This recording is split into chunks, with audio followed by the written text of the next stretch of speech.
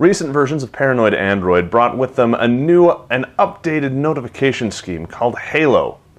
One problem, it could only display one notification at a time. They've fixed that.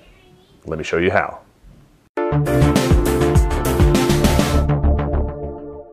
This is my Nexus 4. It is unlocked, it is rooted, and it is running the latest version of Paranoid Android. This is the latest nightly. In fact, it is so recent, it is today's date. This is May 14th, 2013. I had to do that because previous versions didn't necessarily work right. There were some bugs in there. I had to go all the way up to tonight's build, and it looks like everything is running nice and smooth and buttery. This, I believe, is stable enough to be my daily driver. But what do I want to show you? If you come over here and look, you can see I've got this little notification halo.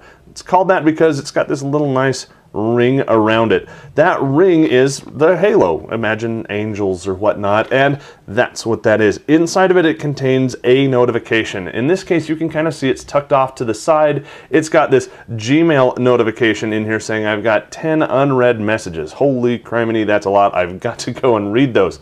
But the problem that they had up until recently was it could hold one notification. Now, if you look up at the top, I don't have a notification bar. In fact, I don't have any quick buttons down at the bottom.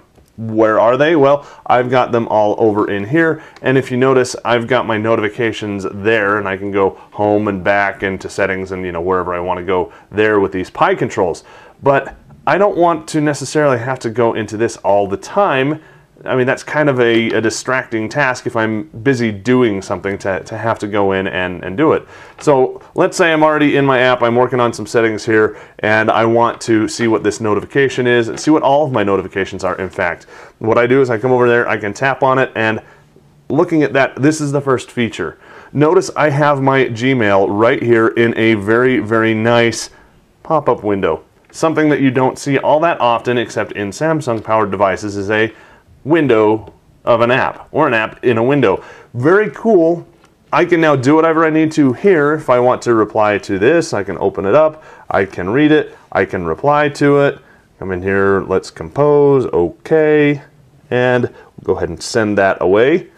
Great. I'm still here, I can still go back, I can still whatever I need to do in my Gmail. It's great. If I want to go back to where I was before, I go back.